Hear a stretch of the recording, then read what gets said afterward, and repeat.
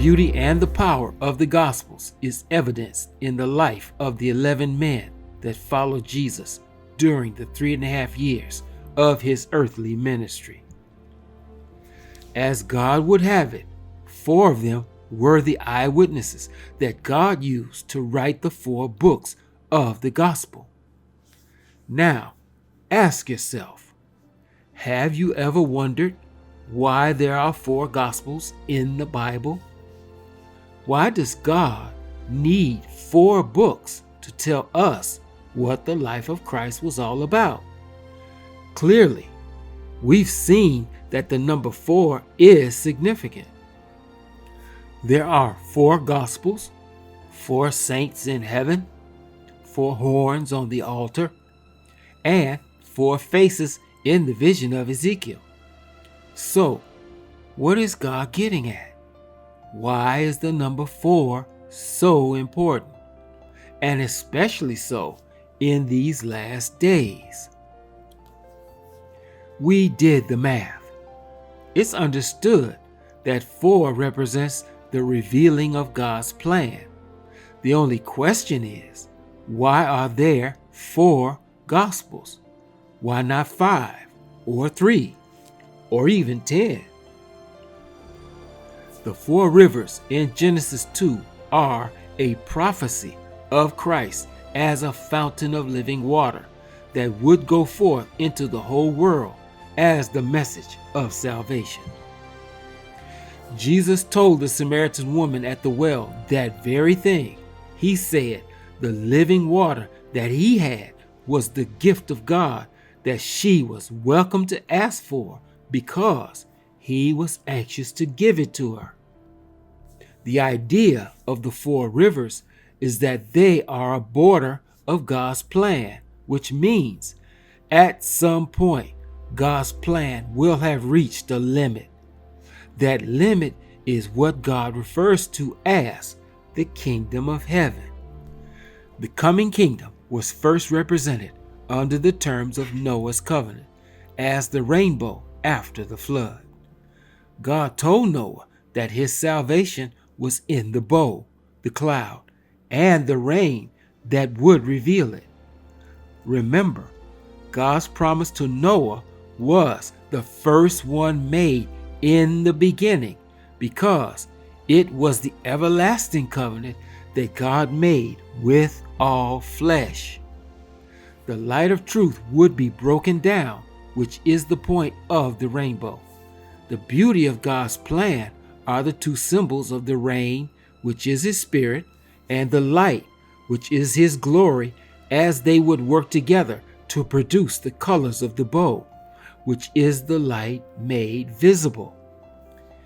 That is the same principle at work concerning the 4 faces of God that we call the 4 Gospels. The prophecy of Genesis says the 4 rivers that parted in the beginning represented the Messiah, whose identity would be revealed in 4 parts, as 4 different faces. Each revelation of God's true identity is explained as 4 different eyewitness accounts.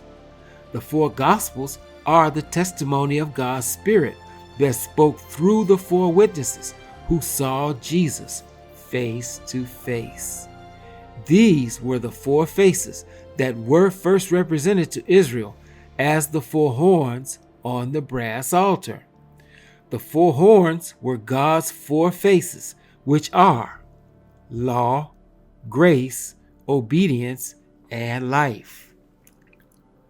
Ezekiel's vision concerns the final revelation of Jesus Christ that will be revealed in the context of the first Israel's failure to recognize the Messiah. The point can't be stressed enough. The church has yet to realize the point of the Gospels is that they are the lesson study of Israel's failure to see the Messiah. To see one's face is to recognize that individual. That is the point. Ezekiel's vision will be the test that will prove how sincere we have or have not been concerning the horn of Christ's sacrifice, because the point of the vision is the repeat of history. We have to pass the test of faith and understanding where the other Israel did not. Ezekiel was shown the vision of a storm, which we would call a tornado. That tornado was God referring back to the pillar of cloud that led Israel through the wilderness during the Exodus. The difference between the two pillars would be the two covenants. The pillar of cloud that led Israel in the wilderness was the promise unrealized, because the cloud hid the glory of the Lord from a people that didn't want to know him. The pillar of cloud in Ezekiel's vision will be the exact opposite. It will be the promise fulfilled, because it represents the glory of the Lord revealed as the kingdom of heaven, which will be finally realized according to the promise of Matthew 24 and verse 14. Since Israel in the wilderness murmured and complained, its promise defaulted to the Gentiles who would want to know Jesus. They will receive the pillar of promise made according to the terms of the other new covenant relationship. The covenant wouldn't be new, the relationship would be, which is the problem that the church now faces, because too many Gentiles think that God has changed the terms of his agreement with the human race. But how could that be? Is God's salvation for the Jew different from that of the Gentile? Is God prejudiced? Is he a respecter of persons? Does he prefer the Jew over the Gentile, or vice versa? Absolutely not. Such a notion is a lie of the devil, because Israel's failure was him misunderstanding what was the promise. To that end, Satan has to turn the believer away from the light, because that same issue now confronts the last day church that must face the same test of faith. For his part, Satan is a liar and a deceiver. Unfortunately, his lies and deceptions have been so effective that they've been denominationally perpetuated as pillars of truth. In Ezekiel, the same pillar of cloud is God's promise to do for the Gentiles what he couldn't do for the Jews. The pillar is the same deliverer, seen and not hidden. This cloud reveals what the four winds are, which is the coming of God's kingdom, when the saints will be sealed and the great gospel commission will be fulfilled by the church. This storm refers to these same four winds that are blowing in Revelation 7. All of this is the harvest that must take place before Daniel sees the vision of chapter 7.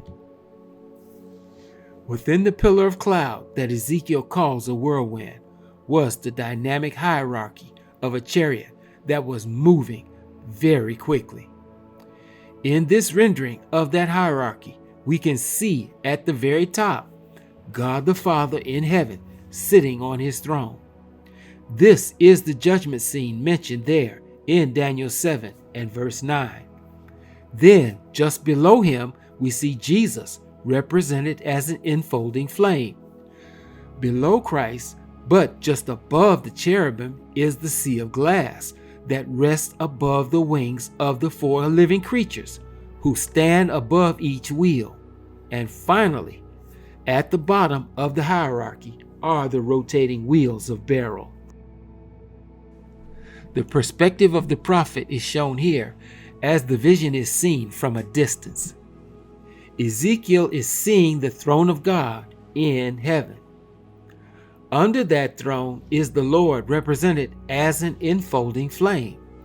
From there, each item gets closer to the prophet until we get to the wheels of Beryl that are very high as they reach from earth to the clouds in the sky. The point of the vision involves the physical distance from earth to heaven, which is significant. But the important point here is the connection that will exist between heaven and earth. In this vision, the issue is God's judgment and all of the things that will be involved with that. Here we can see the order of the hierarchy from top to bottom. The vision presents these persons and objects in a way that explains what the kingdom of heaven will be and why. The Father is the one that has given us the gift of his Son Jesus. The throne is the point of the vision because God's throne always represents the event of the judgment. The enfolding flame represents the thing that will shortly come to pass, which is the prophecy of Revelation. It will include, among other things, the experience of the great gospel commission being fulfilled. The flame represents the refining fire that will be the same ordeal of suffering that Christ endured. Below that is the sea of glass that the triumphant saints will stand on. The message of the final revelation of Jesus Christ is represented by the creatures with the four faces, who give the revelation to the wheels of Beryl. Together they will take the message of the final revelation to the four corners of the earth. God's judgment will be a test concerning how much we do or don't know and understand about God and his Son, which is precisely the purpose and the goal of the covenant.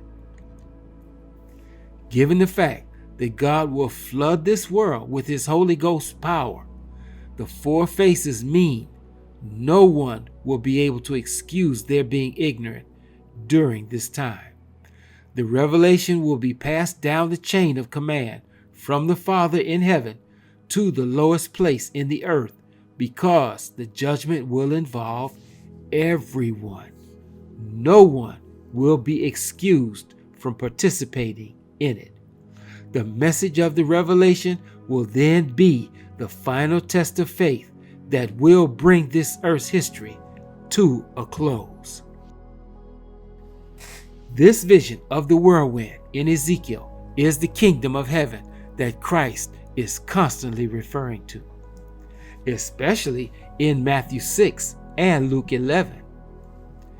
Thy will be done on earth as it is in heaven, is the Lord referring to the chain of command that will be made between heaven and earth when the Father will give Christ the final revelation of his plan to save this world. The point of the storm is simple. Everyone will see it, and everyone will have to take it seriously, because that is what a storm does. It gets everyone's undivided attention, and it demands that they address it. The power of a tornado is not something to be trifled with, because it supersedes every other priority. The coming of God's kingdom, represented as a storm, is the point made that every person's fate must now be determined, and no one will be exempt from its fallout. The four living creatures have four faces, or identities. The point of the four faces is the issue of immediacy concerning Christ's identity. A person's face makes them immediately recognizable, and so much so that a person really can't be recognized if you can't see their face. That means each face is a revelation of Jesus Christ that will easily be seen and understood, even as it was first seen but unrecognized during the time of his earthly ministry as the Messiah. The other vitally important point that must not be missed here is the reason why God is choosing to reveal himself this way. The point was made earlier concerning Christ's warning to the church about his true identity. Jesus said Satan would reveal himself as a counterfeit Messiah. In the end, God wants to make it perfectly clear that Satan won't be able to counterfeit God's true identity, because Satan will not be able to address the law and the testimony, since the law is the Old Testament promise of Christ's coming, while the testimony is that of the Messiah that we call the four Gospels of the New Testament. They confirm the Old Covenant promise of his coming as finally being fulfilled. To speak accordingly would be for Satan to tell the truth, the whole truth, and nothing but the truth, according to both testaments. And that just won't happen. Each face of the gospel is explained as one of the creature's four heads. In the vision, each creature is a messenger that represents what was the prophecy stated in the beginning in Genesis chapter 2 and verse 10. Some would call it the full gospel of Jesus Christ. The full gospel is the final understanding of who Christ is, according to the promise that Christ would be revealed as the living water, being in each one of us, a well of water springing up into everlasting life. It's called the revelation of Jesus Christ for that reason. The four faces of each creature represent an understanding of the good news revealed in the four Gospels of the New Testament that will go forth into all four corners of the earth. This storm will be enough to test every soul who will have to choose whom they'll want to serve, because it will be the hour of God's judgment.